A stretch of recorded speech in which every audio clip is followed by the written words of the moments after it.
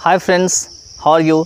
In this part of the video, I am just going to tell you how to start speaking English for the beginners. देखिए beginners के लिए कैसे शुरू करें, ये वो छात्र के बारे में हम बात कर रहे हैं या छात्राएं के बारे में बात कर रहे हैं जो खास करके हिंदी मीडियम के हैं. They are from the Hindi medium schools और हिंदी मीडियम एजुकेशन. तो हिंदी मीडियम जो आपकी इंस्ट्रक्शन ऑफ जो एजुकेशन है उसके कारण से आपको बहुत सारी दिक्कतें होती है. फॉर एग्जांपल आपके पास वर्ड पावर कम होती है, आपके पास सेंटेंस का स्ट्रक्चर नहीं होती है, आपके पास आइडिया नहीं होता है इंग्लिश टू इंग्लिश सोचने का, और फिर भी आप ग्रेजुएट पोस्ट ग्रेजुएट करके निकल जाते हैं. उसके बाद हम सोचते हैं कि इंग्लिश बोलने का, तो फिर भी आप बोल सकते हैं, फिर भी आप कोशिश कर सकते हैं बोलने का. ये आपके फीलिंग के ऊपर डिपेंड करता है कि आप कितना उसके प्रति आपका फीलिंग है. ठीक है, आपके उसके प्रति कितना डिज़ायर है आपके मन में. ठीक है, मैंने एक वीडियो बना रखी है इससे पहले, उसमें बता रखा है कि अगर आप अकेले में हैं तो भी आप इंग्लिश का प्रैक्टिस कर सकते हैं. उसको आप जाके देख सकते हैं. उसको मैंने इंग्लिश से पूरी बोल रखा है और लास्ट में कुछ हिंदी में भी कुछ सेंटेंसेस हमने बता रखे हैं. ठीक है, देखिए अगर आप बिल्कुल बिगिनर्स हैं, आपको कुछ भी नहीं आता, यहाँ तक कि जब आप ग्रुप क्लास में कहते हैं ज्वाइन होने के लिए, वहाँ भी आपको दिक्कत हो रही है बोलने में, आप 4 लाइन भी बोलने में आप असमर्थ हैं. आपको ये लगता है कि पता नहीं बोलेंगे तो कौन क्या कहेगा. तो ऐसी स्थिति में आपके पास एक ही रास्ता बचता है कि आपके पास जितना भी वर्ड पावर अभी तक आपने कलेक्ट किया है उसको आप एप्लीकेशन में लाइए. जो भी है, चाहे ऑक्सिलरी वर्ब है, छोटा है, इज, एम, आर है, was, work, can, could, may, might, जो भी आपके पास अवेलेबल है. जैसे मान के चलिए किसी के पास 50 लाख रुपए नहीं होते हैं मकान बनाने के लिए, तो क्या वो मकान नहीं बनाता है? वो मकान बनाता है.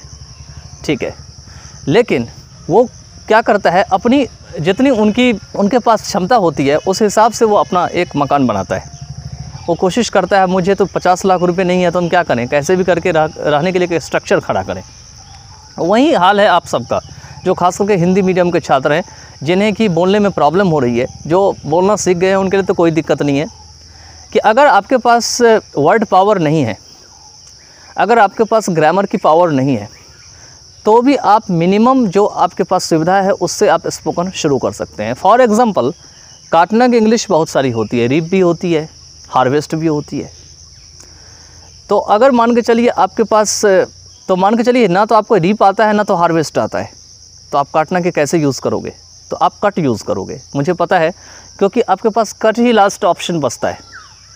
ठीक है, तो काटना की तो बहुत सारी इंग्लिश होती है, लेकिन आपके पास तो केवल एक ही ऑप्शन है, कट. तो आप यूज़ करें, हर जगह कट का ही यूज़ करें. स्टार्टिंग में गलत हो रहा है होने दें, कोई बात नहीं है. बोलते बोलते बोलते क्या होगा, जिसके साथ आप बोलेंगे वो समय के साथ आपको सिखाता चला जाएगा, करेक्ट करता चला जाएगा. यहाँ कट नहीं, यहाँ डिस्कनेक्ट होगा, हार्वेस्ट होगा या रीप होगा. इस चीज़ की आप चिंता बिल्कुल भी मत करें कि मुझे तो स्पेसिफिक वर्ड ही लगाना है वहाँ पर में. ठीक है, क्योंकि आप बिगिनर हैं, आप धीरे धीरे धीरे करके सीख जाएंगे. अगर कहीं डजन के बदले डोंट लग जाता है, हैज़ के बदले हैव लग जाता है, तो कोई परवाह करने की ज़रूरत नहीं है. ठीक है, आप धीरे धीरे अपने आप करेक्शन करके अपने आप को अपग्रेड कर लेंगे. ठीक है, इसी तरीके से अगर आपके पास बहुत सारे ग्रामर के स्ट्रक्चर नहीं है तो आप सिंपल सेंटेंस का प्रयोग फ़िलहाल कर सकते हैं. कोई ज़रूरी नहीं है कॉम्प्लेक्स सेंटेंस का यूज़ करना या कंपाउंड सेंटेंस का यूज़ करना. आप छोटा छोटा सेंटेंस तोड़ के ब्रेकेबल सेंटेंस को बोलिए और उससे आप सेंटेंस के स्टार्ट कर सकते हैं. आप एक ग्रुप बनाइए जिसमें आपसे थोड़ा अच्छा बोलने वाला हो या आपसे थोड़ा लोअर क्वालिटी का हो, उससे कोई फ़र्क नहीं पड़ता है. भले ही वो किसी भी प्रकार का, अगर वो बोलता है कम से कम, तो समझ जाइए कि वो डेवलपमेंट है. क्योंकि जब आप कुछ करना शुरू करते हैं तभी आपका डेवलपमेंट होता है. बिना करे हुए कुछ नहीं होता है. आप सोचेंगे कि मैं कुछ ना करूं और मेरा डेवलपमेंट हो जाए, तो ये कभी भी पॉसिबल नहीं हो सकता है. अकेले में भी बोल सकते हैं, जिसके ऊपर मैंने एक वीडियो बना रखा है. अकेले में अगर आपके पास कुछ घर में कुछ है तो आप उसके बारे में इंग्लिश में बोल सकते हैं.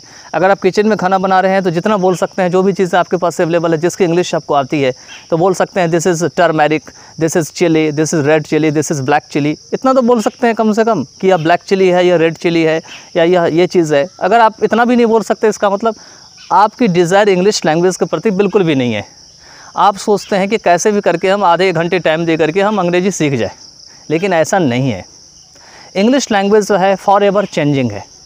नए नए वर्ड्स का भी अपग्रेडेशन होता है और नए नए स्टाइल्स भी यूज़ किए जाते हैं समय के साथ साथ. आप देखेंगे कि जो वर्ड्स अभी ज़्यादा ट्रेंड में है, वो 2-4 साल के बाद उसके जगह पे कोई नया वर्ड आ जाएगा ट्रेंड में. ठीक है, तो जब आप बिल्कुल ट्रेंड में आप भी रहेंगे तभी ना आप समझेंगे कि नया कौन सा वर्ड ट्रेंड में आया है. और अगर आप खुद ही ट्रेंड में नहीं रहेंगे तो आपको पता कैसे चलेगा कि मार्केट में कौन सा वर्ड आया है, क्योंकि आपका संपर्क तो कट चुका है। आपने तो केवल काम चलाने के लिए इंग्लिश को सीखा है। आप कहेंगे कि मेरे पास लाइफ में बहुत सारा काम रहता है, मुझे ये भी करना होता है, वो भी करना होता है, लेकिन मैं कहता हूँ कोई भी व्यक्ति लैंग्वेज से कैसे भाग सकता है? भाई बोलना तो है ही है, आप चाहे खाओ तो भी बोलना है, पीना है तो भी बोलना है, सोना है उस समय भी आप बोलेंगे कि I am going to bed है, तो कैसे कोई लैंग्वेज से भाग सकता है? आप कोई भी एवरीडे ट्रांजैक्शन कर रहे हैं, हर जगह इंग्लिश है, हर एक चीज़ इंग्लिश में है। कोई मुझे ऐसा चीज़ बता दो जो इंग्लिश में ना हो। एक साबुन भी खरीदते हैं, वहाँ भी पीछे में सब कुछ इंग्लिश में इंस्ट्रक्शन दिया होता है। तो आप साबुन को देखकर भी साबुन के ऊपर बोल सकते हो कि ये साबुन कितने कॉस्ट किया, it costs 10 rupees, it costs 15 rupees, it's very nice soap, it's very healthy soap, नहीं बोल सकते हैं देख के। तो आपके पास अगर डिज़ायर है तो सीखने के लिए कहते हैं, अगर आपके पास जहाँ पे चाह है वहीं पे राह है। If there is will there is way. अगर आपके पास चाह ही नहीं है तो राह कहाँ से आपका मिलेगा?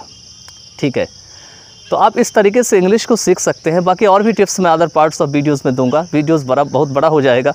Bye then take care of yourself. You can join with my channel and I will try to keep on uploading many more videos in upcoming days so that it would be comfortable for you to learn English. Okay, thank you so much.